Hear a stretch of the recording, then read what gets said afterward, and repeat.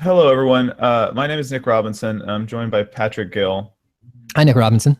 and this is Wolfenstein is Good, a brand new show where we talk about how Wolfenstein is good and we really like it. I just got Um, a cool notification here, Nick. It's apparently right now we can watch a show called Wolfenstein is Good with Nick and Pat, and that's on the Polygon YouTube I reckon I'm page. gonna have to check that out after this. I so during E3, you and I just had to eat a little espresso foam there. You and I Hmm. lived in a big house with all of our Polygon friends, and Hmm. over the course of that, we grew much closer. And one of the things I learned is that you love Wolfenstein: The New Order. You've played it like 4 times ish. Is that what you said? Yeah, probably around there. I've done both timelines, and then I've gone back into each of those and played it again. And I haven't done like a total fresh restart to like get all the upgrades again because I like having all the cool upgrades. Mhm. But I've played a lot of fucking Wolfenstein New Order. It might be my favorite game ever, Nick. Sweet. Okay, cool. So I played it like back in 2014 when it came out, and I was like, this is all right, but I didn't finish it for whatever reason. And I've come back to it with a new set of eyes.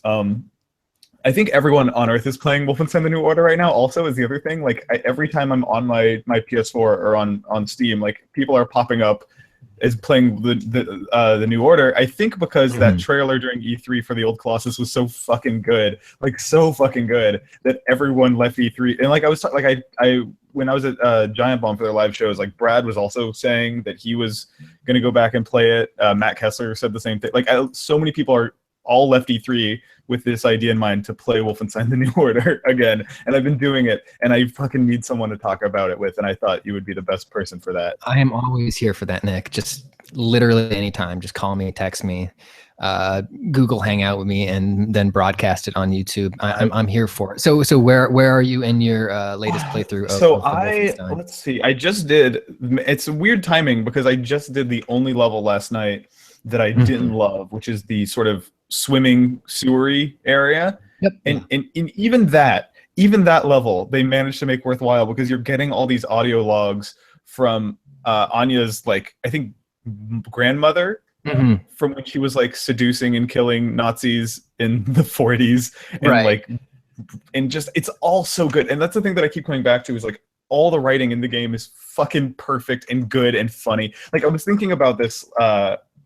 There was a section I was playing like a couple nights ago where there's some Nazis in an elevator and you're like shooting out the brakes on the elevator. And right before you do that, there's like a conversation where one of the guys is like freaking out about the elevator and the other guy's like, no, dude, there's 4 backup brakes on this elevator. And then you have to proceed to go and destroy all 4 of the backup brakes. It's just like every minute of it is like this darkly funny, great. It's just pitch perfect. Like it's such a masterful thing. It's so out of nowhere too. Like when I picked up Wolfenstein, uh, I was just it was a period of time when there were no games out that I was interested in, and I had zero expectations of it. The marketing didn't really do a whole ton for me, so but I was desperate to play a game, and Wolfenstein was out. So I was like, fuck it, I'll go try Wolfenstein, and it turned into something I didn't expect it to be. A lot of my friends fell off before you get to 1960 in the timeline. So It's the yeah, idea of totally. Wolfenstein New Order is that the Nazis have won, and you get to see the world that they've built after winning the Second World War. Most of my friends didn't make it to that point before they fell off. Yeah, I'm with you. Like that's the and I've learned that over the past few weeks is like the first playing this game again is reminding me of something that I felt really strongly the first time, which is that the first hour of Wolfenstein: The New Order is so um like to me it's kind of lame almost, but it's weird because it also makes everything after it so much better. Like the first hour Mm-hmm. of that game is this weirdly paced like relatively run of the mill like pseudo storming the beaches of Normandy-ish. Like there's moments in it that are cool, but it's mostly like just a World War II shooter at first with that's like slightly more violent and a little more narrated and like I don't know. I think the first hour of that game could really turn someone off, but it's so wild because the minute it ends, the minute you get out of that opening chapter, it becomes this really other different thing. I can't stop thinking about something you said during E3 about BJ Blazkowicz being this like warrior poet figure, and like he's just Yeah. like he's so fucking weirdly articulate and like so romantic and nostalgic. Like I just love the way he fucking talks. It's so good. It's wonderful. So on last night when I was playing through it, I decided to put on my headphones to play it because I had like 3 air conditioners running in my apartment and I couldn't hear a fucking thing. But just having him just like sort of muttering into my ears was like this amazing like ASMR experience where just like there's this extremely loud, violent, but also extremely sensitive man like a foot away from your face, just like telling you things. Yeah, BJ is amazing in it, and canonically, this game is actually New Order was the 3rd, I think, in the most recent reboot of the Wolfenstein franchise. Because there was just The Old Wolfenstein. Blood. Actually, Old Blood came out after, but takes place before. But there were 2 Wolfenstein titles that came out before this one. Return to Castle Wolfenstein and Just Wolfenstein, I think, that were take place in the same timeline. That they have some of the same characters, like I can't believe I'm going blank on her name. The cool lady who ends up with the robot suit is in the previous games. You actually get to see her injured. In that I didn't one. realize that. I thought this was a completely fresh. I thought New Order was a completely fresh reboot. I mean, like it was in the hands of a new team. I think Raven took care of those last ones. But yeah, to get back to the thing I was trying to say, I think the idea of BJ as this like super introspective dude was born in this one, and it's such a cool, weird counter to like Doom, which came out in 2016, where they went the absolute opposite direction. Like it's this, so like in this case, they took just this cipher for your character, this just your avatar that you move around to kill people, and they gave him tons of inner life. And then in Doom, they just kind of did the complete opposite, and it worked in both cases. It works in really both. weird. And I think that part of why New Order didn't click for me the first time I played it was because, one, I was like, why is there all this talking in a Wolfenstein game? I just want to shoot Nazis. And 2, that first hour just being like very video gamey. Right. Like I think it's one of those things where it's like I almost needed to hear other people talk about what was worthwhile in this game for me to come back and see it with a fresh pair of eyes and be able to appreciate it the second time. But now that I'm like in the right headspace of like, okay, they took a Wolfenstein game, made it extremely narrative and self-reflective, and did it in a way that's like smart at every turn and like is weird. It's like weirdly thoughtful in so many ways for a game that could really easily be like this lurid sort of like, ooh, Nazis doing evil shit. Like they somehow the way they do it is like they do it in this way that's completely unsympathetic to them and really gives you good motivation for all, like every time you kill a Nazi. Like there's all these weird quiet moments too of like the train scene. The train scene was the moment I decided I needed to talk to Pat on a Google Hangout about this show, because it's just everything about it is so fucking good. Like from the opening cutscene of BJ not knowing how this futuristic Nazi coffee machine works, and it just keeps spitting out coffee, and he keeps just grabbing new cups and like trying to catch the coffee in it. Like to the tension. Like I was tweeting about the coffee scene recently. Well, okay, first of all, let's talk about the coffee physics and the fact that you're holding this tray and the coffee's like as you move around in there. Yeah, nobody does that. Like the fucking Rockstar doesn't do that. Exactly. Some of the best liquid physics I've ever seen in a video game, and that's also just like speaks to how amazing Machine Games is like there are all these moments in Wolfenstein that are these bespoke tiny gameplay moments that probably took someone a month to build that never get used again and are just used for 2 minutes. But then just the whole scene of like what's her name, Engel? Frau Engel, yeah. Frau Engel, like grabbing you by the wrist and sitting and making you play that sort of game to determine whether someone's of impure blood, and like meeting Booby for the first time also. Just like that whole scene is incredible because there's no violence and no shooting in it, but it's one of the most tense, terrifying video game moments ever. And they do it in a way that's just so good. Like it's just so thoughtful. And so this game came out a couple years after Inglourious Bastards, which did some similar like moments of terrible tension where people are being interrogated by extremely pleasant Nazis. And so I think obviously the inspiration for the scene is kind of clear in that sense, but just having it be interactive in that way, it makes it so chilling because, you know, she is actively asking you to like make decisions in front of her. And even those decisions end up being a false binary and she's just fucking with you. Like, it's still so fucking scary. It's to go back to what you said about it being super unsympathetic. It's weird how many things this game manages to be at once. Like, and how much it can say about that era of history, or Nazi ideology. And I think it has a lot to do with how goofy it is and how they sort of went in this pulp route with it instead of like. I was struck a couple months ago when we were seeing the debut of the Call of Duty World War II, the terrible, weird place that game is in, where they're trying to be extremely reverent and like extremely respectful to these people who fought in this real conflict. But then like a second later, it's like, and zombies are back. And like, how many guns are there?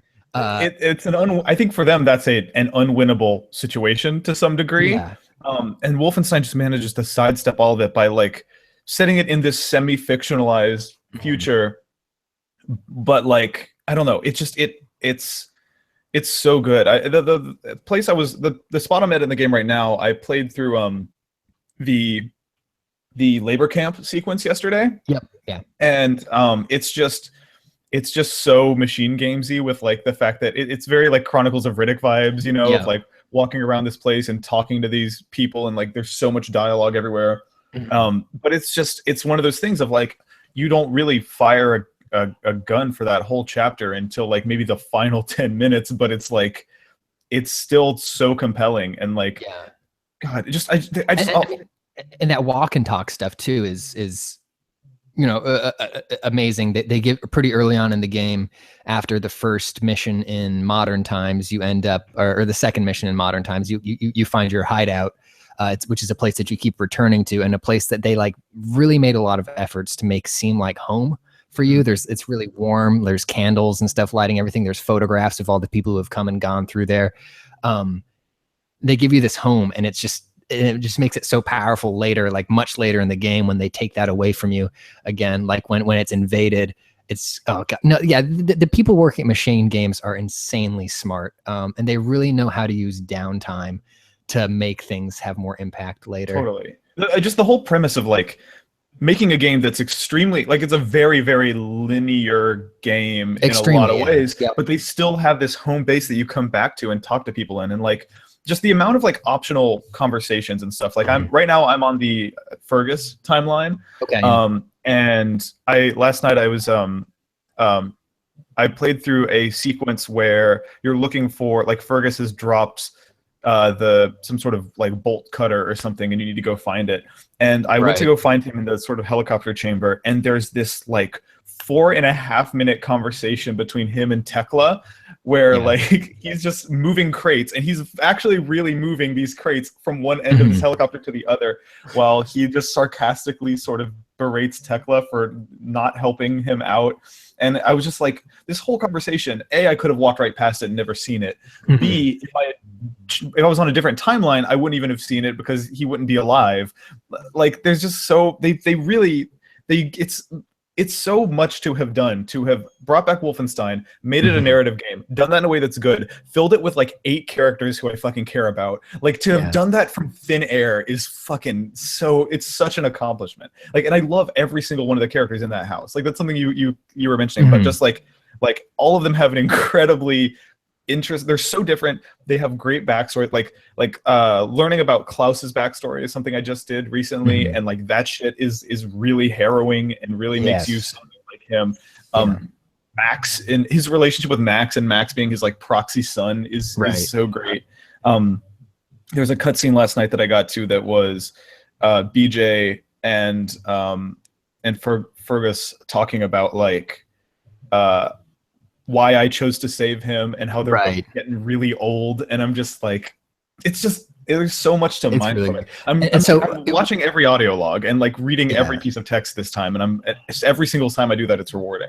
Is this your first complete playthrough? Yeah, I think I'm starting to get to the point where I am like, I think I might now have caught up to where I stopped my first time through.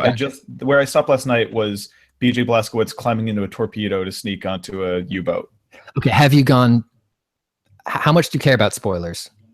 I think a medium amount. Like, while I was setting up this Google Hangout, I saw I was like rewatching the train scene just to get myself excited and in the right mindset, and I saw something on the suggested bar, and I was like, oh, that's a small spoiler. And we can do another one of these sometime once I finish it. I think we should keep doing this until we run out of good things to say about Wolfenstein. That will never happen. So yeah, characters at the base are all fantastic, and again, the writing on them is impeccable. On the other timeline, this is a huge spoiler plot wise, but depending on which person you save, one of the people in the hideout switches. So in another timeline, there is no Tekla, but there is Jay. Have you seen anything about Jay? No, I had no idea that Tekla wouldn't be. That's it. Well, now I want to play through it a second time. Yeah, well, you have to. Jay is awesome. He's a proxy for. He may be Jimi Hendrix. And there's just this amazing scene where like you're talking to him momentarily about like back home or something like that, and he takes you to task pretty much. You know, he says, you know, listen, I'm a black person, like back where I'm from, like you guys were the fucking Nazis, like you know, referring to like, and yeah. I'm starting to get this, like the fact that they go there over and over and they handle it with care every time makes me want to find who wrote this game and like learn more about them and see what else they've done. Because it's incredible. And I'm starting to get the sense too, just from that 8.5-minute trailer for the sequel, the Old Colossus, that like New Colossus.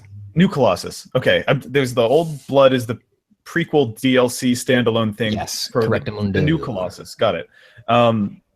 Like that game seems like it's gonna go some places. Like there's a line in that trailer about what's the line about like Wall Street about like. Oh yeah, it's amazing. Fucking BJ has to like team up with like the DSA. Right. Yeah. I'm pretty sure BJ is gonna have to team up with communists to take out the Nazis. The crew he's about to roll with seems like who's left, like his group merging with a bunch of like radical communists in America, and it's just there's so much meat on them bones. There's so much shit they can do with that. It's fucking incredible. You absolutely need to play the J timeline because there's after this altercation, they try to make peace, and that involves Jay giving BJ acid and then playing a guitar solo directly into his ears. So BJ's just like tripping balls. The Tekla scene I got to last night, there's like 3 amazing ones, but one was I went to bed like next to my like BJ's GF and then woke up in the middle of the night to Tekla just sitting on this like next to their bed just staring at them, and then she just rants for like 3.5 minutes about the nature of consciousness and how when you sleep you die and when you wake up you're technically being reborn again, while all these crazy like Dutch angles are happening on her and BJ's just sitting there. And the best thing is that BJ doesn't react like you're weird, I'm going to bed. He's like, what about the soul? Like BJ engages her, which is like it's so much. It's great. So much love. It's like you're saying about the writing, the cinematography in this game is unbelievable. They're clearly doing something sort of like I know there's like performance capture for cameras, you know, where they mocap a camera in a scene as well to get very, very specific movements. There's so much care going on with that stuff in here. It's got the scene where you wake up, the 14 years scene is maybe my favorite like cut scene in any video game because it tells so much story so quickly and so stylishly. That's the scene where he's, you know, in that same corner in the wheelchair for 14 years, just watching the sort of time lapse as the camera slows. Sometimes birthdays line and like either super rapid, like people coming in, and then like every once in a while the time lapse slows down to show the Nazis coming in and like taking people out, and like, but just the fact that like that BJ's like sort of crazy introspective narration is cut to the music of it too. It just has this incredible rhythm all throughout this game. Fantastic timing. God damn. Totally. I'm completely with you on the cutscenes in general are just out of control good. Like they do something very cinematic with like they'll do a really quick cut in a way that feels like an actual movie. Do you know what I mean? Like one really good example is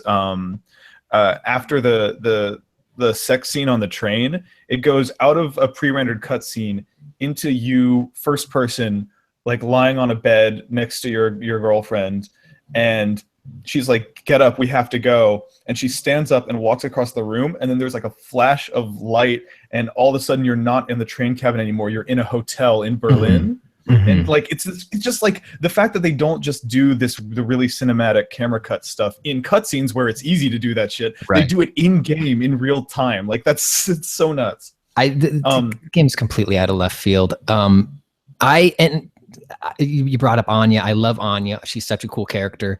Like obviously everybody in this world has gone through traumatic stuff, but I don't feel like necessarily any of these characters are defined by that. And I also love how capable everybody that you work with is in this game. And there are parts where like clearly you're all working together to fill roles on this team, and you never quite feel like it's just BJ doing the heavy lifting. One of my favorite parts is later when you think you're going to rescue the resistance. You get your, heading towards the place that they're supposed to be, and they meet you way before there. They're like, no, yeah, we got out, but let's get out of here. That's amazing. Yeah, man, there's so much to love. I'm also like, I haven't engaged with a ton of it, but I think really well made alternate history stuff can be incredibly compelling, and they are able to have fun with it in ways that I think are really smart. Like the first time you find a album by the German alternate history German Beatles, like I immediately opened Google Translate on my phone and was like, that's the Beatles in German, right? And I checked, and it is the Beatles. Like they are the Beatles. And canonically, I think the band is the Beatles. Because the text was like, when Germany took over London, which was one of the last major cities to fall, right? They were told, look, you have to either start singing in German or break up the band. And so all their songs are in German, and they kind of evoke specific Beatles songs in ways that are legally distinct, probably, from the Beatles song. There's a line at the end of that paragraph of text on the first fake Beatles album you find, where it's like, some people say that they're hiding hidden messages in their albums, like anti-Nazi subversive messages. And I almost wonder if you were to take that recording apart, if they actually did, because I wouldn't put it past them. Like this game is so full of details like that.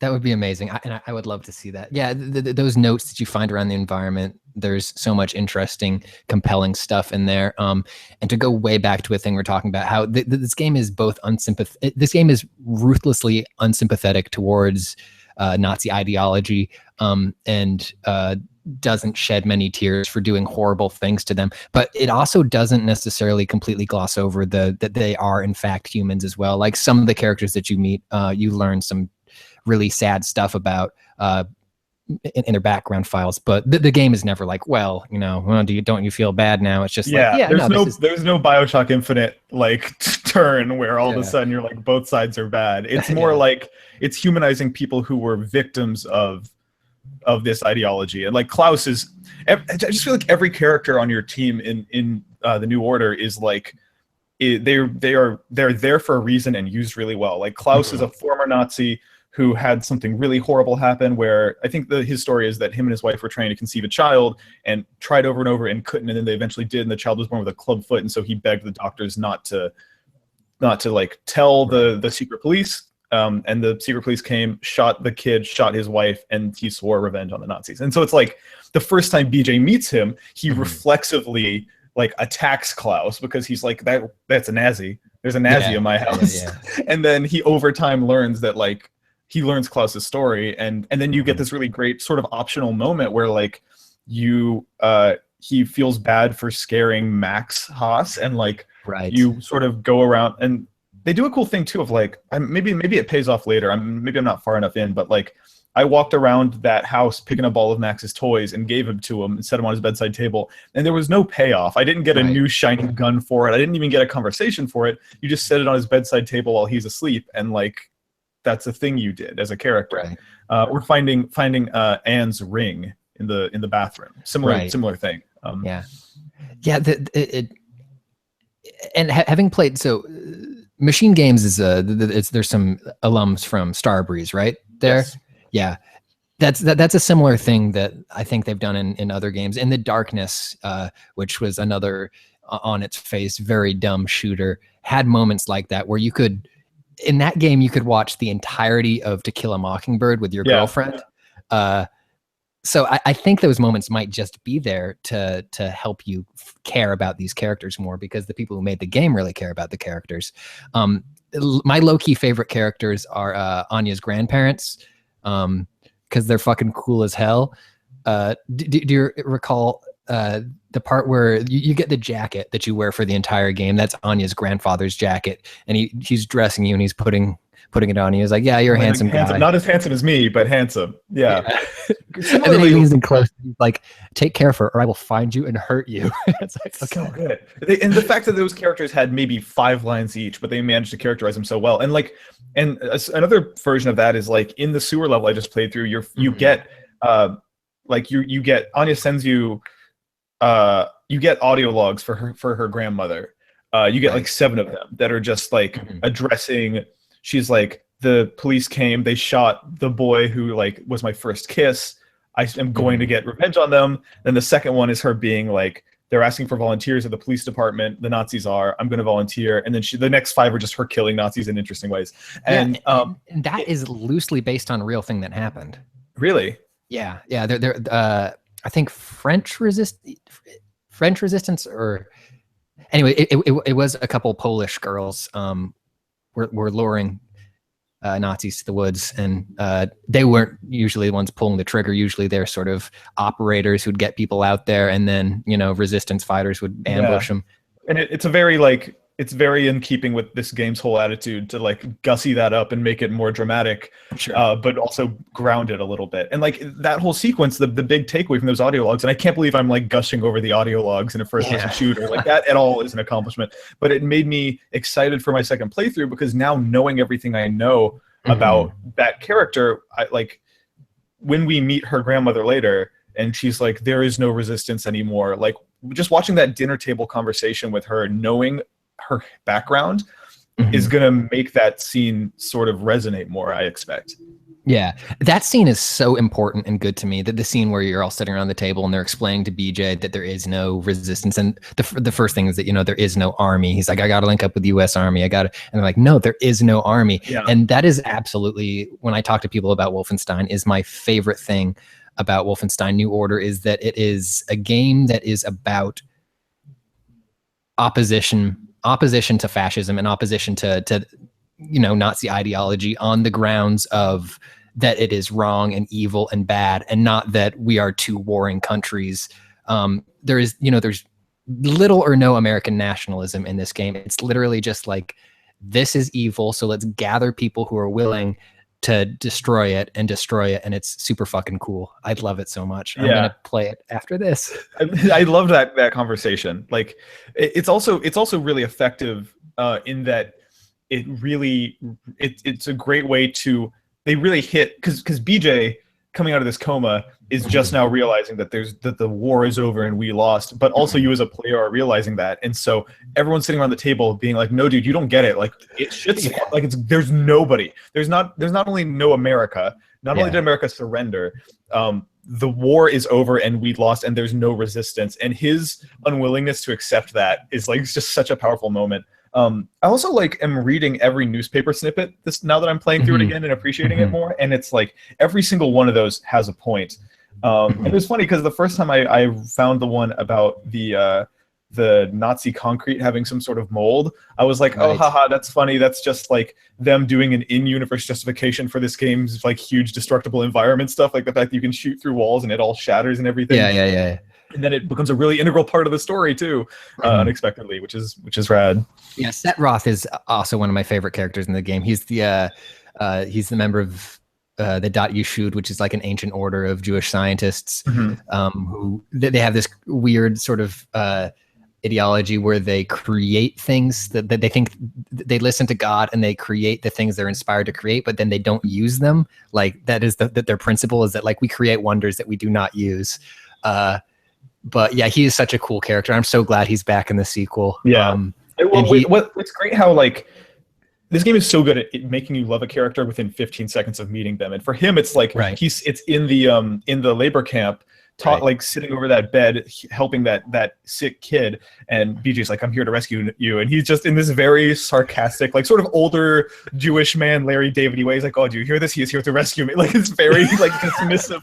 It's just so awesome. And then I also really love the conversation when you get him back to your base, where he's trying to explain to the I'm trying to remember her name, the woman who's leading your group, who's in a wheelchair. Caroline Becker. Yeah. Also the fact that like this game is just so like unbelievable for a Wolfenstein game. It is the fact that the woman of your group is a wheelchair bound woman, and they never make a like it's just a thing that is true. Like this game is so incidentally progressive in a way that never feels overt or pandering. It's just there. Like it's just this is just the story they're telling. But there's a great conversation with her, who's a very military-minded person, and she's talking to him about like these treasures that they made, these weapons, and he's trying to explain to her like, no, like don't think of this as a treasure vault. Don't think of this as like a treasure chest full of powerful weapons.